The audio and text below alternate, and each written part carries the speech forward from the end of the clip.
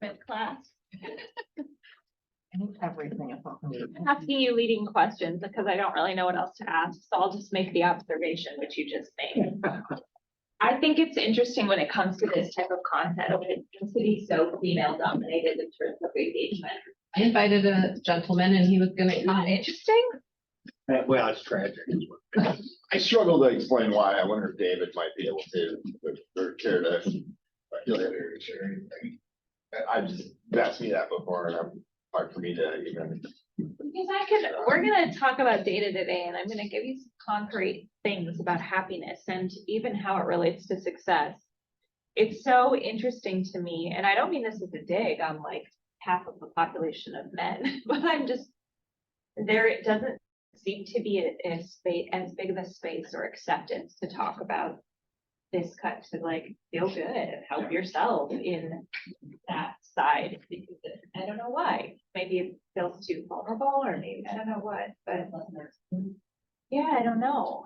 But that's okay. We have okay, let's real quick. Can you just go around and say your name and market center? We have a small enough group, so I think that'd be great. I'm David Carey. I'm from the Integrity Lakes office. I'm Jamie Black. I'm from here. I'm Wendy Seelhoff. I'm from Minnetonka. Madeline from okay. I'm Rachel Larson from Minnetonka. Rachel, what was your last name? Larson. Larson. Okay, great, Rachel. Thanks. Marie from the Edina Market Center. Pat Maloney from this market center, commercial real estate. Awesome. Good to have you here, Pat. It's from Minneapolis. Candy. Julie Brand, Edina. Anne Marie, Edina. Lydia from Minnetonka. Yeah. Sophie and Jen. This is the kind of content that I personally love because the setup for this, right? Like we talk a lot. Actually, I was down in, was it Mega Leadership Camp that was most recent. And it was before they started getting all of the big producers on stage, and Jay Papazan and Gary and all the people were up there. And he said, you know, it was really interesting. We heard a lot about the hustle culture, but we didn't hear much about happiness. So just before they got all the big producers to get on stage, all the big producers talked about how with pride how much they hustled, but didn't speak to how happy they were. And this has been, I wouldn't say a thorn in my side, but a passion of mine, because I think in life or in our society, we've had so much talk about, I actually hadn't heard this phrase until I was researching for this class. This is kind of crude, but have you guys heard the phrase hustle porn? Just this, have you heard that? I hadn't heard that before. I even had to Google, I was like, I'm going to Google this and I'm a little scared what's going to pop up. But it just is the idea that we're chasing this idea and glorifying this idea that the hustle is the thing, you know, hustle culture, right? I think that that's sort of gone away or less dampened with COVID and with life and people being like, I'm burnt out, I can't do this. So we're going to talk a little bit today about happiness and how it relates to hustle and how it doesn't. If you guys still have paper to write on, and if you don't, I'd love to get you some. I'm going to tell you something. Tim, can I school you on something? Yes. How old were you when you learned how to write? 5, probably, say 5. When you learned how to write, it connected with a part of your brain, some neural pathways in the subconscious part of your brain. So when you write with your hands, when I'm asking you prompts, it's going to pull from a deeper part of your psyche than the front of your mind. So there you go, Tim. So I want you to write down, some of you probably saw me post this on social media. I want you to finish this sentence and write it down on your sheet of paper. People are most happy when, and then finish that sentence. Did you? No, it's not, and I'm glad you're here. Yeah, people are most happy when. And these may or may not be the same answer, but I want you to also write down, finish this sentence, I am most happy when.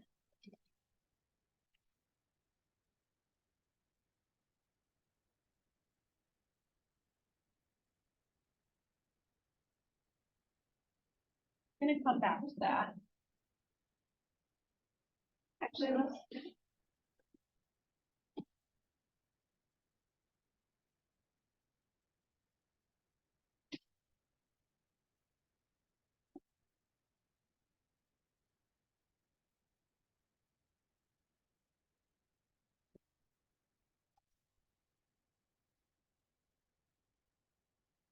Okay, let's hear what you got on your paper, a couple of you, a few of you.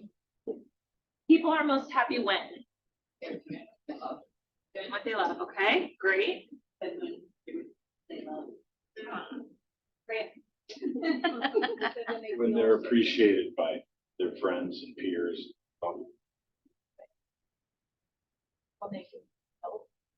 These are good, I'm gonna write these down, okay, so I'm keying in on a few words, when they're appreciated. When, what was it that you said? Doing what they love and the people they love. Right, neater than this, judging me, but doing what they love and with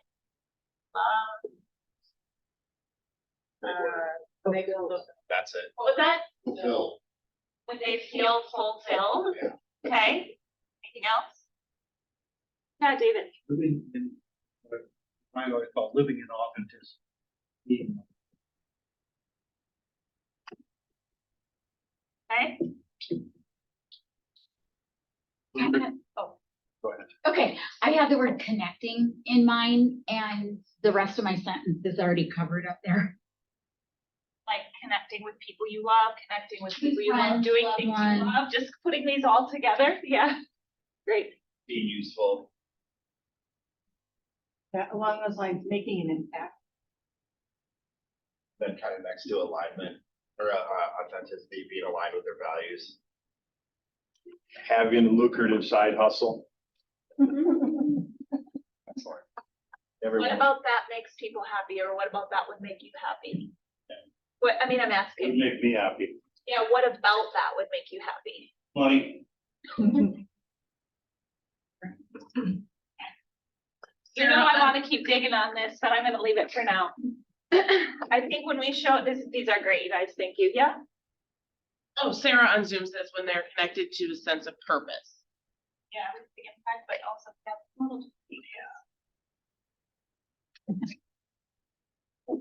We're gonna talk a little bit about mindfulness in a moment, but I want to start by saying just having awareness of this and then curiosity. So when I asked you, what about this? I'm just gonna play this out if it was myself. What about a lucrative side hustle would make me happy? Well, money makes me happy. What about money makes me happy? Well, I can enjoy the things I love with the people I love. Well, what about that makes me happy? Well, then I feel free. Like if you keep asking, what about it? What about it? What about it? You'll eventually get to the root. Oftentimes we're not chasing the thing. The hustle culture has taught us that when we chase the carrot and we get the carrot, we'll be happy. We're not actually chasing the carrot. We're chasing the feeling the carrot's going to give us. That makes sense? Usually we're not chasing a thing. We're chasing a feeling. And we might be able to umbrella it with happiness on the top. Words carry different meaning for all of us too. By the way, I was like, we talk about what happiness is. And I'm like, yeah, that's just gonna get off on a tangent, but I think we can all agree on some form of what happiness means, right? Like, I don't know, we need to define it. No, maybe, okay. maybe by the end. Maybe by the end, okay, great.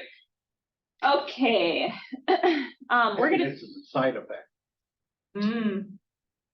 I have a quote in here somewhere about that. I think there's a difference between joy and happiness. Joy is something that you can always have, no matter if you're going through really rough stuff or really great stuff. Where happiness, when I'm only going through happy, joyful times, I don't usually have happiness when I'm through the. Yeah, yep, I've got something like that down, we're gonna get to that, were you gonna, yep. I was just gonna say, I've heard the same thing, like happiness is temporary. It can be fleeting. Like a happy life, you're supposed to use like joyful, like you're supposed to use other words. Yeah. Happy is temporary. I don't want to go too off on a tangent, but I do think it's worth mentioning, like, the hustle culture thing too.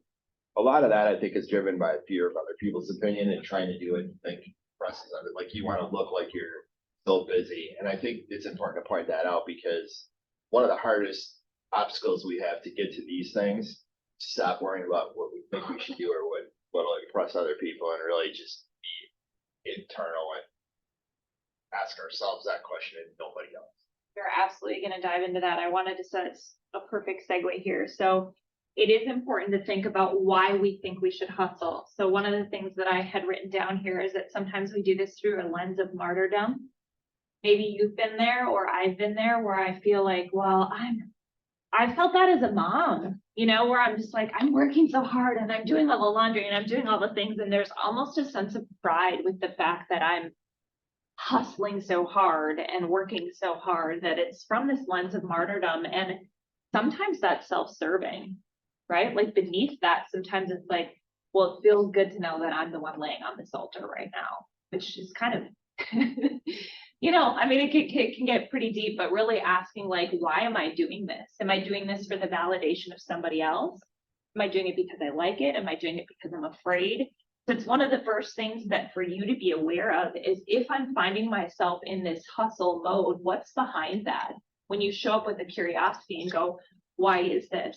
There's another idea too of like, if I'm chasing a thing, maybe it's not so much the hustle culture, but if I'm thinking that I'm going to get this thing and it's going to make me happy, or particularly if it's a relationship or something like that, well, once I have blah, blah, blah, or once I have this person, or once my relationship is better, then I'll be happy. Classic Toby Maguire, you complete me. I think it's BS.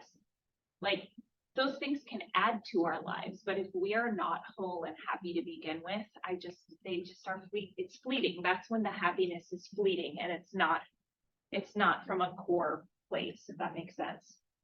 So a big piece behind this is what comes first.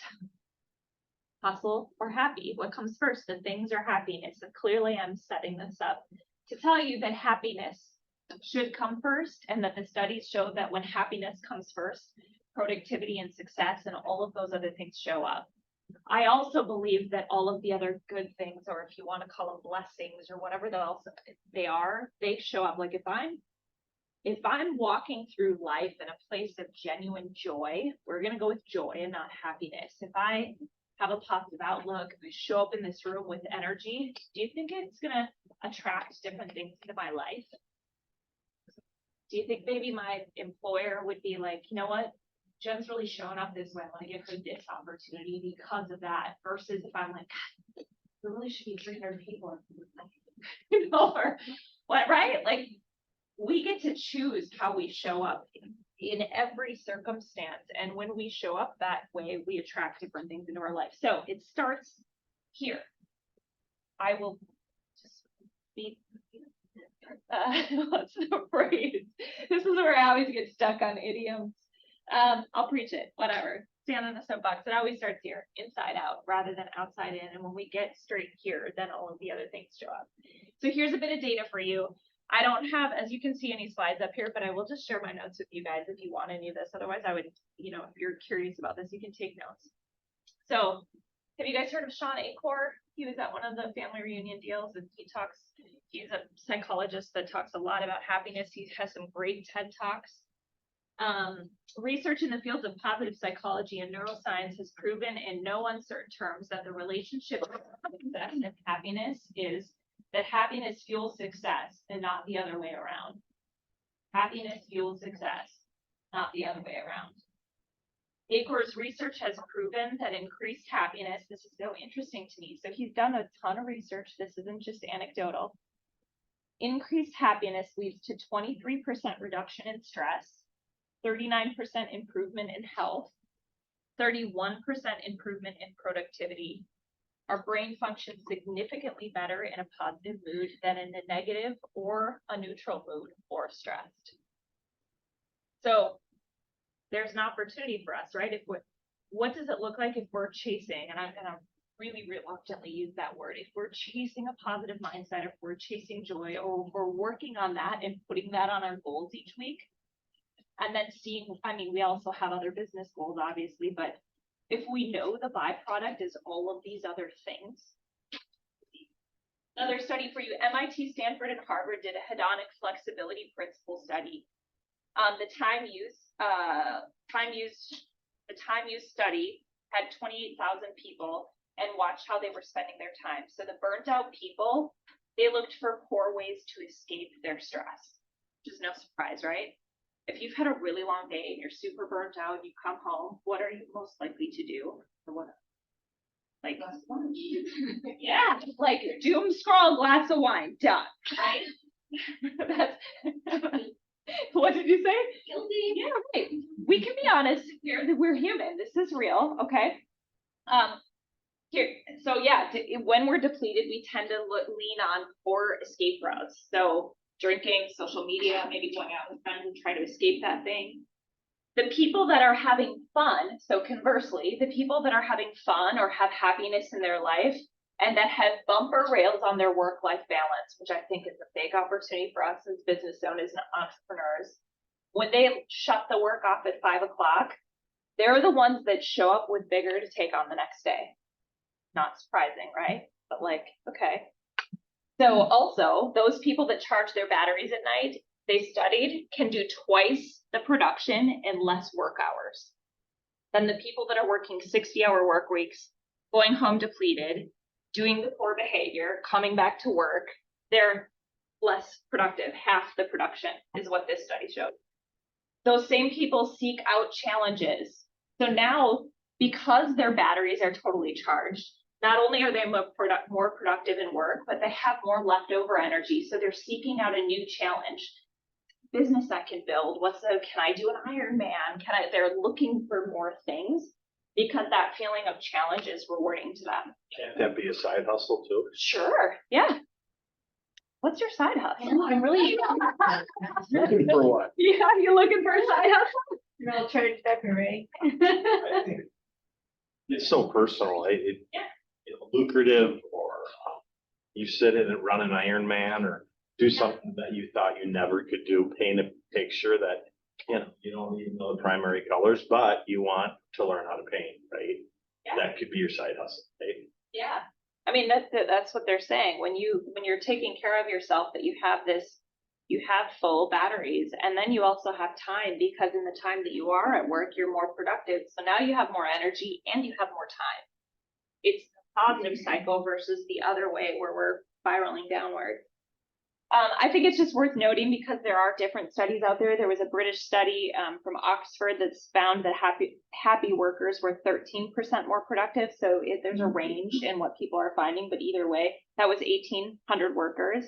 They tracked their personal feelings over a few weeks. So the data is pretty conclusive, right? Happier people are more productive. So now we've got that out of the way. Yeah? Okay. How do we get happy? Easy. How are we happy? So we talked about some of the things that we think maybe make people happy. The studies, the Harvard, let's see if I can get it right. The Harvard study of adult relationships. It was an 85-year study that started with 720 boys. And do you happen to know the date on this? It was like the 40. Yeah, so long time ago. Started with 720 boys. So this is the longest in-depth longitudinal study on human life ever done. That was done in Harvard. They watched these boys go in and out of relationships and have children, and then they followed those children's lives and they studied happiness. And they found out that in the end, it was good relationships. So the depth and the level of meaningful relationships they had was conclusive that those were the happiest people. So the trick is that those relationships also just don't happen. They are nurtured. So I want you to think of a person, friend or family member. It doesn't have to be your closest significant person in your life. When you're around them, that you feel good, you feel energized, and you want to spend more time around them. Have them in mind, and now write down how often you see them in person. Once a week, once a month, year. When you see them, how many hours is it?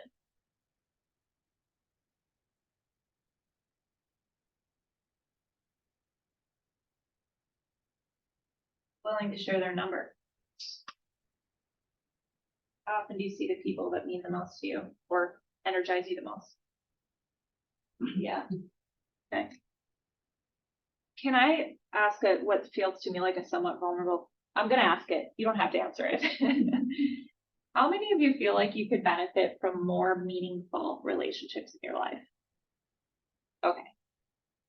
Super common thread that I'm seeing. Like, and I don't know if it just became more okay to talk about that. I don't want to keep talking about COVID, but I feel like things just surfaced during that time for myself as well. So I'll share a little bit about me. Like, I found myself having gone through that and stepped into a leadership position, and like all of my friends that were realtors, all of a sudden I was their boss. That was kind of an interesting dynamic. I got divorced and all of my relationships there changed. I literally woke up one day, I was like, I don't have any friends. Like, I don't have anybody that I can just call up today and be like, oh my gosh, today is so hard, or oh my gosh, today is so great. And I'm a pretty outgoing person. I have a lot of people in my life, but I just was like, I don't know how do you make friends at 40 years old? Like, it's the weirdest thing. So for me personally, I started like a 30-day, I called it the sisterhood experiment. And we got together each week to set goals, but it really wasn't about the goals. It was about making friends. And jokingly now we talk like, oh, that was just forced friendship, Jen. I'm like, yeah, but now my two best friends were from that group. I'm saying that to say, not that I've got it all figured out, but if you want to have more relationships and you don't have them now, you've got to do something about it. And that's like, well, what am I going to do about it? So for the people that you're currently close to, what can we do about it? Or the people that you're like, I know that I can identify people I want to spend more time with. I mean, this is a really basic question, but like, how can you nurture that relationship? Ideas. Yeah. One thing a while back, I wanted to learn how to make ribs on a grill. And I don't know what the hell was that, but I figured it out. And then at some point, it was just this thing, and I thought, I'm gonna make a lot of these and invite a lot of my friends over, people I haven't seen, whatever. So I did that, and I'm basically, that party was me working my ass off. I've never been more content than bringing people together, being with them, and feeding something about that.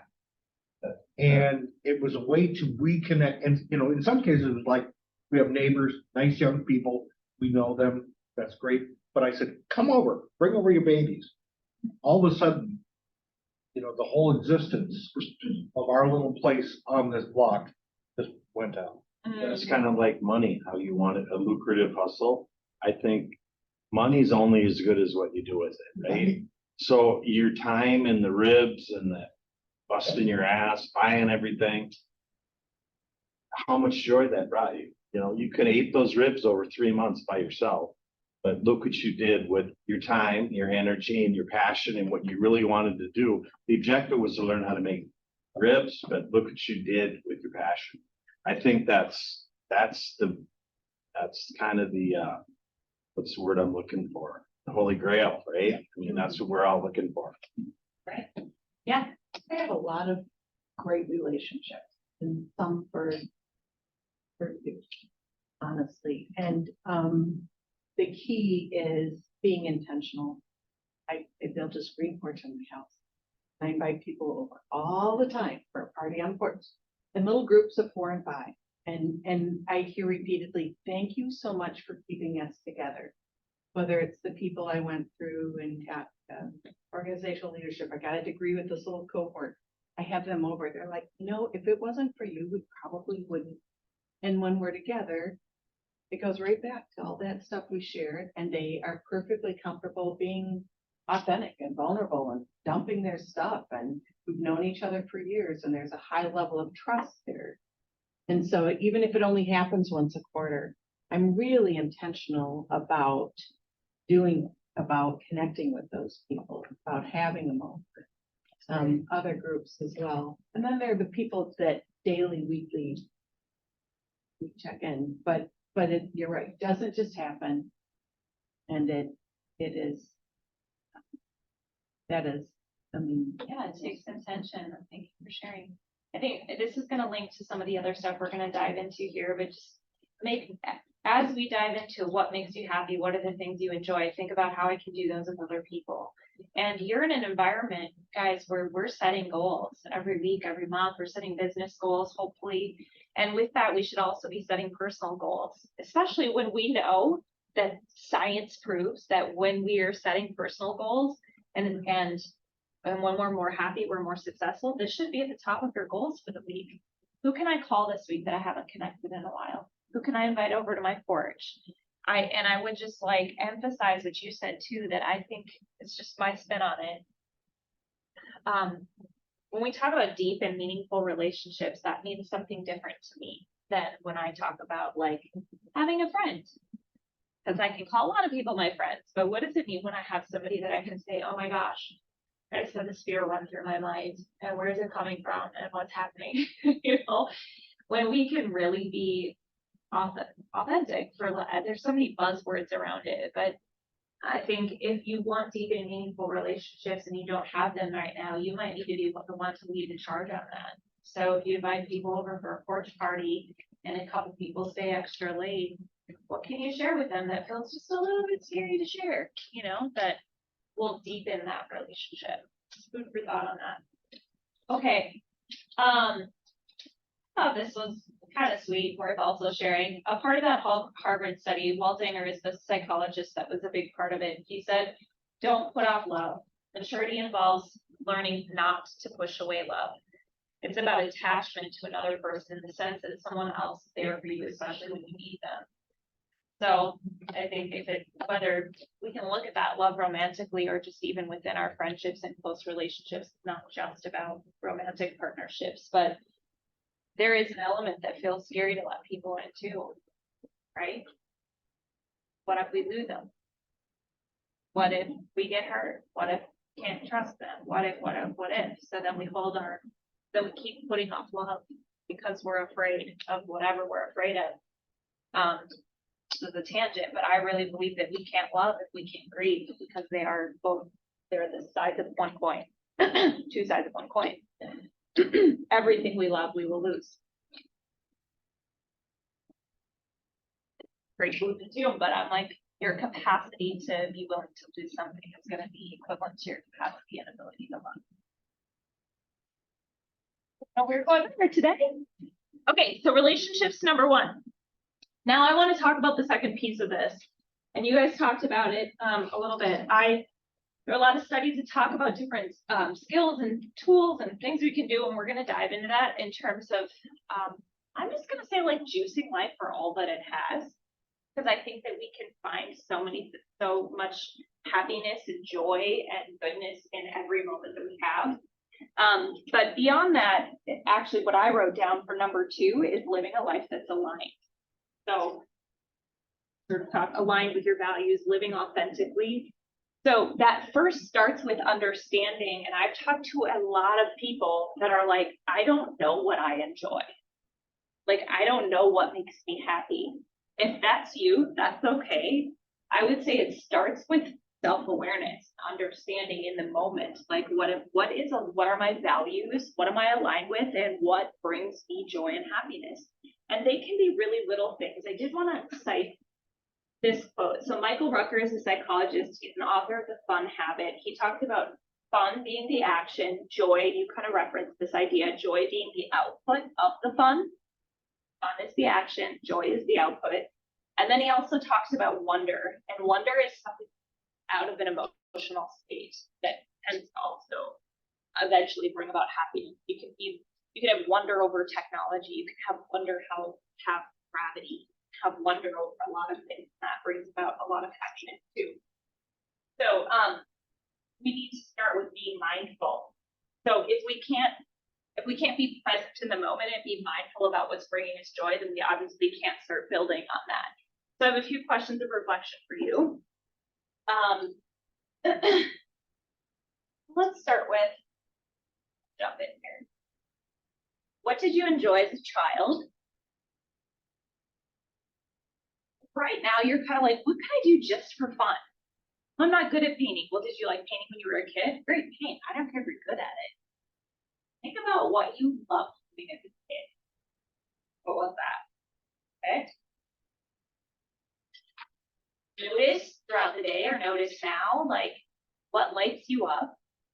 I was on, I was in the car on the way here, and I'm like a Spotify person, so they have a weekly, like discover new music. And this song came on that I had never heard before, and I found myself just like dancing in the car and just having a great time. I'm like, I love it so much.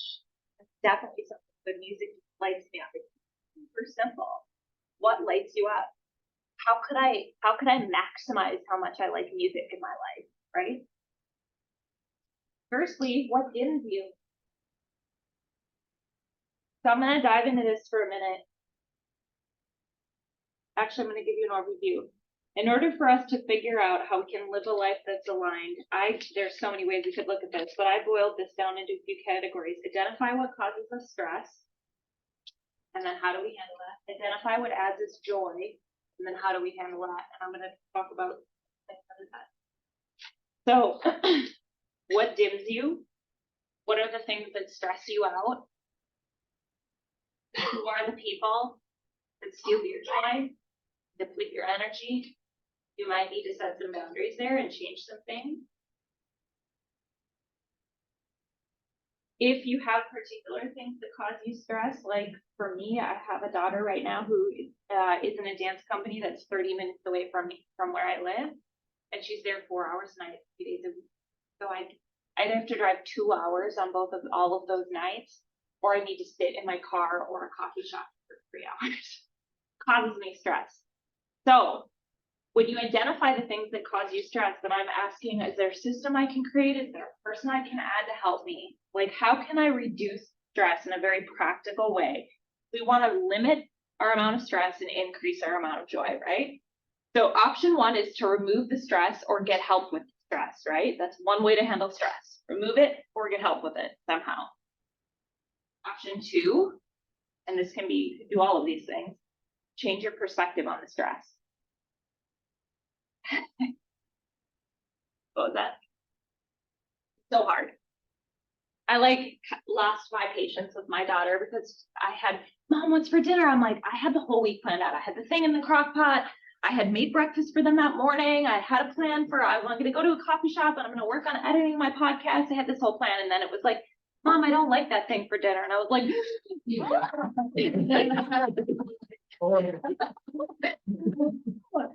then I sent them a message later. I'm like, my stress was legitimate, but also my reaction was not fair.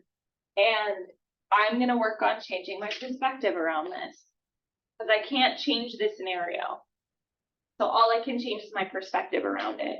And then I reminded myself that she's going to be out of the house in a couple of years and that these are the days I'll look back on Miss, and I can bring a book and sit in the car and enjoy a really good book or listen to a really great podcast and grab a really yummy little drink from Starbucks. And we can change our perspective on things.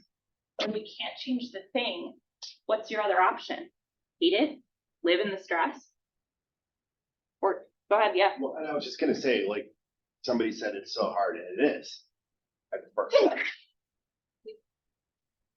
Trying to realize how it's actually quite simple. Once you get to the events, really can't choose to just change the perspective and not let it be like that. There's so much upside there. Well, tangentially on that, stress has a lot of negative impact on our body. Which has a negative, it's just a downward spiral, right? So we can change our perspective. It's Eckhart Tolle. This is one that just stuck with me so hard. Change it, leave it, or accept it.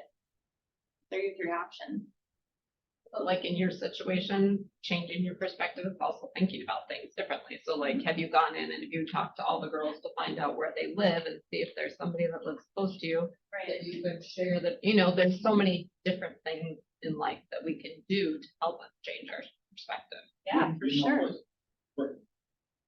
I'm older than you are, Jim, so, and my kids are 41 and 34. Your example with your daughter and the dance, and she's only this far away, and you only have so much time, and your dinner, and she kind of blew your high. Like, I have this, soup that I made, but you know what, just say to your daughter, whatever her name is, say, Lori, if you don't like what I'm making, well, then you make it, or just order a pizza. Or maybe you don't want to sit in the car, maybe you want, because if they always win and you give them what they want and they're gone at 16, because they're pretty much gone at 16 when they get wheels and they get their friends.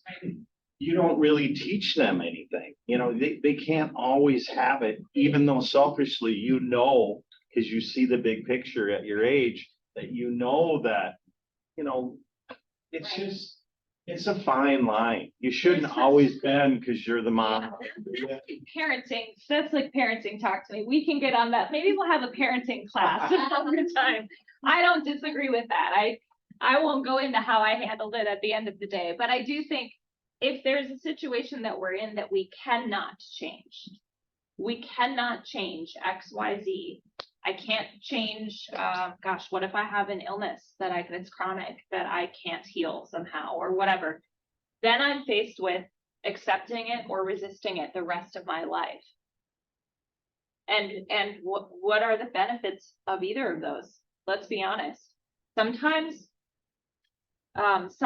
people, and I've been here at times in my life, like we're getting some payoff by feeling sorry for ourselves or living in this place that's less than positive, right? We get a payoff. Like if you're staying there and you're choosing to stay there, what's your payoff?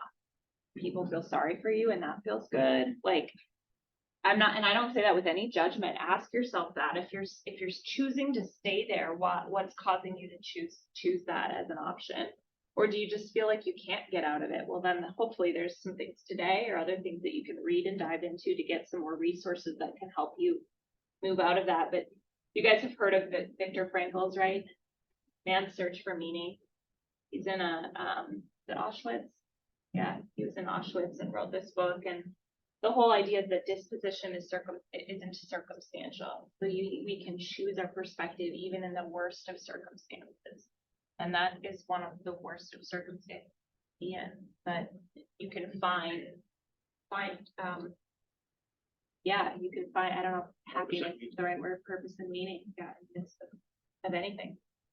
I keep thinking about what you said about, look at this, we drop her off and you have to wait as an opportunity to read a book. I think we have examples like that in our lives a lot, where we might get inconvenienced or somebody's late or whatever, and we let it get to us. And being able to have just the awareness to stop and think for a minute, like, is there another way to look at this?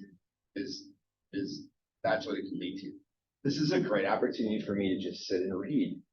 When do I get to do, like, I would say look for those opportunities. I think we have them all the time, and that's low hanging fruit, and there's magic there. I read something about like standing in line once or sitting in traffic that was like, we can't change the fact that I'm stuck in a traffic jam, but what can I change? Okay, I'm gonna turn on a podcast. I'm gonna open the windows and feel the breeze blow through. I'm gonna choose my perspective right now because I can't change it. So I think you're right. I think throughout the day, every day, we have those opportunities to change our perspective on things when we can't change the circumstance. That's the kind of thing we can take out of here like right away. Yeah, sure. And without getting too analytical, Oh, I'm with you. Get analytical. in all those situations, is something that I read and talked about with people. So I'm in traffic, I get really pissed off, I can't move, I'm late, blah, blah, blah, blah, and it's affecting, okay? What it's doing is it's affecting a part of me that I'm not in good touch with. It's an insecurity, it's something that is missing, that void. That's what it is.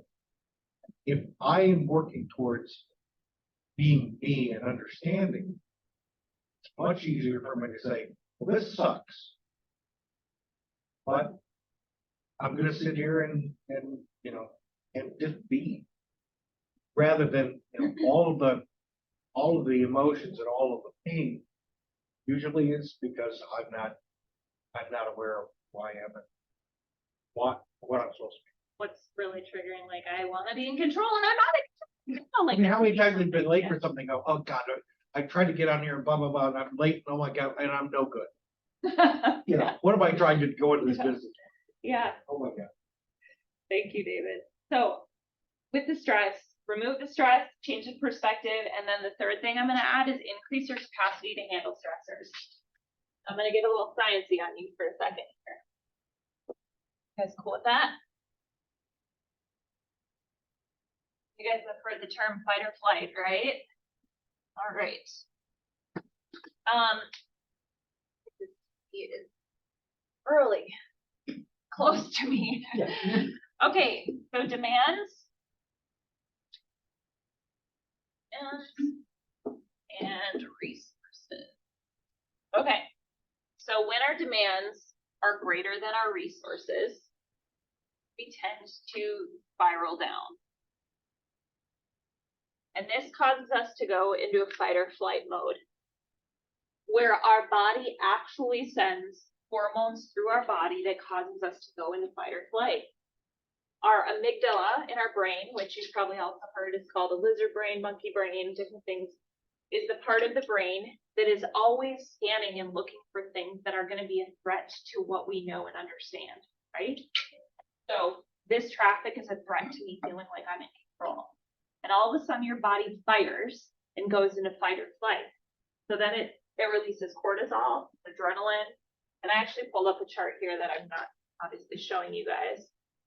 You guys will probably recognize this. So it's your sympathetic system that goes online and it starts to dilate your pupils. It inhibits your salivary glands. You stop secreting saliva. Your heartbeat accelerates. Really little words. Your lungs dilate, get bigger, so you can get more oxygen into your body and into your bloodstream. Your digestion starts to be inhibited. Your liver starts to release glucose. Your kidneys start to release neuroepinephrine, which I don't actually know what that does. And your bladder relaxes. So all of this actually causes all of that is designed to help you survive if you need to survive. So you think back to like caveman days, and we were constantly scanning. Our brains were designed to keep us alive. So what are we looking for? We're looking for two things. What am I going to move away from, and what am I going to move towards? So can I eat it? Can I have sex with it? Or will it kill me? Like those Or are all kind three, of, all three. It could be a wild night. Sorry, I don't know. Might as well have fun. Sorry.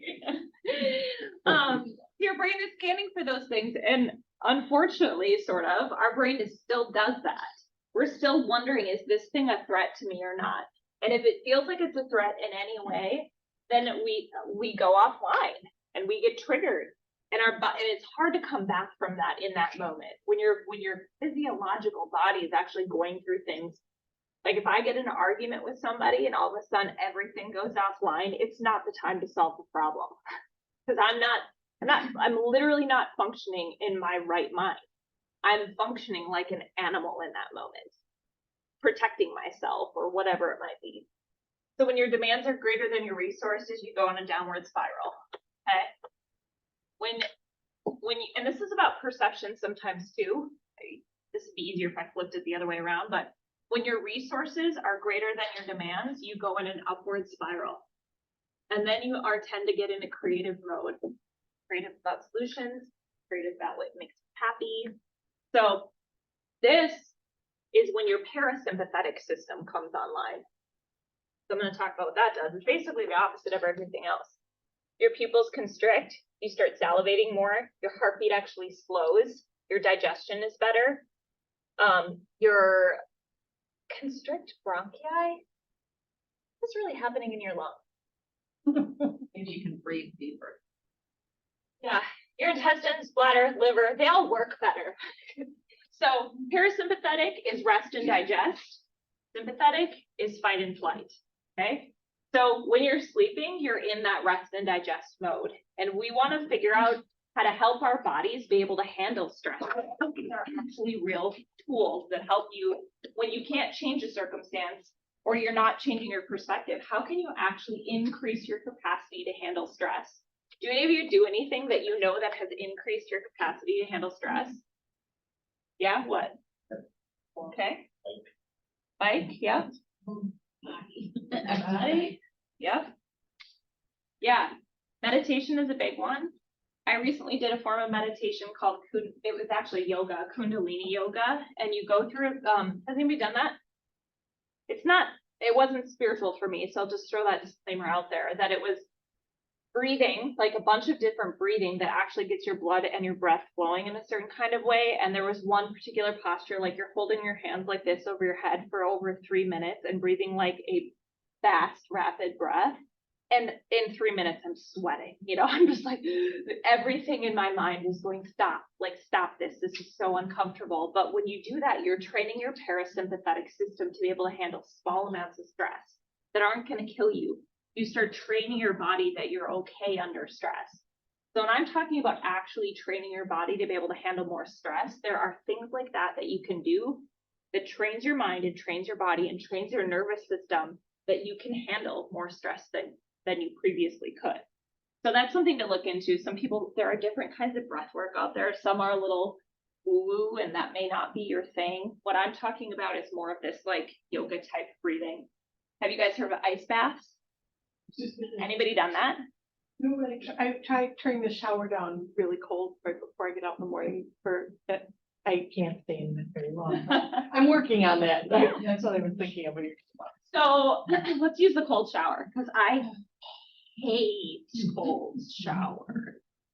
We had a time where our water heater broke when we were like, I was really young and early married, and we went months without hot water. And we never told anybody. I'm sure we told somebody, they would have just paid to fix it. But I took cold showers for months. It's the worst.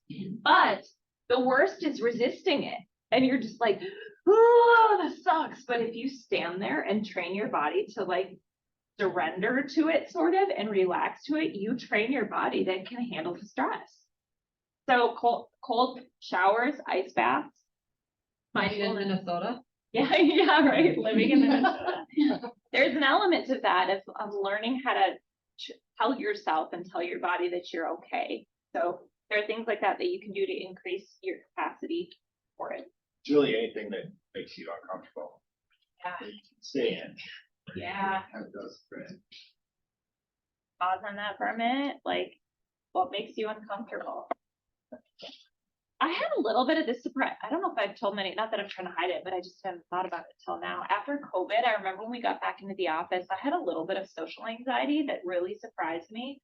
I was like, am I going to be able to have a conversation with anybody? And I remember showing up in the hallway and feeling my heart rate like increase and being like, okay, I just felt like, what is happening to my body? Like, okay, and noticing that. But again, be mindful of when you start to feel that and go, okay, deep breaths in the moment. If you take a deep breath and hold it at the top for a couple seconds and let it go, it slows down your heart rate. You guys have Apple Watches, anybody? Does ever check your pulse and tell you to take some deep breaths? Yeah. That's why. Deep breaths will slow down your heart rate. So if you feel that, that's another like. What fascinates me is how, like humans, like you're a woman surgeon or you're a fighter pilot or you're a astronaut or you're a quarterback and there's 80,000 people watching you, how those people just flourish. Yeah. There's so much pressure on them. How that works, how can somebody have more of it than someone not, right? Is that something you learn or is that something you're just born with? I'm just speculating now, and I'm sure there's a capacity you build up to, and I'm sure you're wired to do certain things. Like public speaking is not for everybody, right? But you can work up to it too. So And what you're encouraged to do as well. Yeah. yeah. Okay, so we talked about reducing stress, identifying what causes stress, and then dealing with the stress or dealing with the capacity to deal with stress. The other thing is identifying what brings you joy. So we touched on this a little bit, but I'm going to go through the questions again. So what did you enjoy as a child? Dr. Cassie Holmes talks about this. She calls it the Goldilocks something, but between 2 and 5 hours of leisure a day is what's ideal. So she said under 2 hours and your batteries won't charge. And after 5 hours, if you're not doing anything productive, it can go sideways. So I felt that when I have a full day and I just lay around all day, I start to, the benefits are depleting at that point. It's not actually beneficial. So 2 to 5 hours, if you're like way off from that, you might just look at 2 to 5 hours a week. and time block it, and then think about what would I enjoy. I want to say this, Michael Rucker talks about this, that in the West, we've thought of fun as anything that's only high arousal. So like, I'm gonna go to a concert and I'm gonna go on roller coasters and I'm gonna do this big thing that's really fun. Fun to you might be self-care and like taking a bath and reading a book. What brings you joy in that moment? What is lighting you up? What would you feel like charges your batteries? You know, you taking your kids to the park might not be enjoyable because you might be like, this is the worst. I don't like watching them play. I'd rather do something different with them. So again, coming back to being aware of those things, what actually adds joy. The other thing I'll say is, if you don't really know, follow the clues. Like, follow the little clues. Like for me, I'm like, man, that music in the car made me so happy. What if I went to more live music? Or what if I picked up my guitar again? Or what if, you know, like follow those little clues. The other thing I want to talk about, so just like stress, we have to have a capacity to handle stress. We need to have a capacity to handle joy. I think some of us have a limited capacity to handle joy. You know what I mean when I say that? Like, I've talked to many people who will say, I'm afraid to be happy. Why? Further to fall. That's a perspective. I'm gonna say that in my opinion, that's a perspective. They're afraid to feel joy, or I think that sometimes we don't even really know what it would feel like deep down if we let ourselves feel joy, or maybe we're so used to having a martyrdom mentality that we don't really deserve joy or are worthy of it or something like that. Anything new that you're doing might be perceived by your brain as a threat. Anything new, because if you're trying something new, it's gonna bring anxiety online to some degree.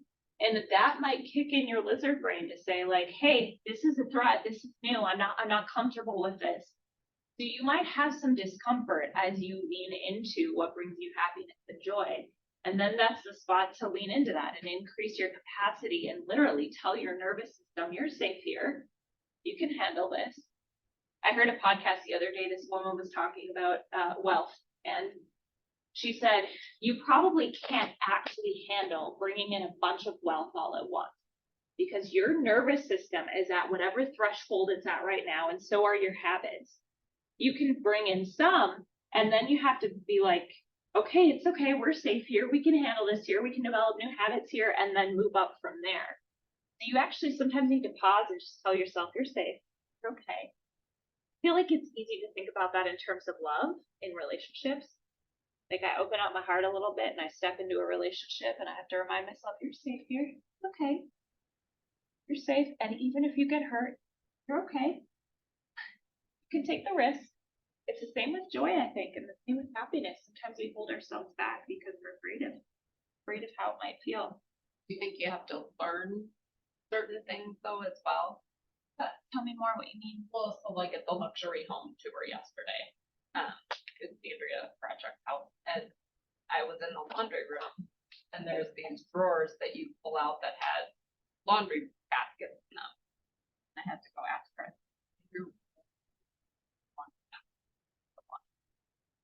Drawers.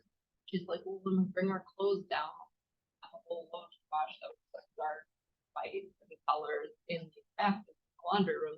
Then when it gets full, you have a whole load to do.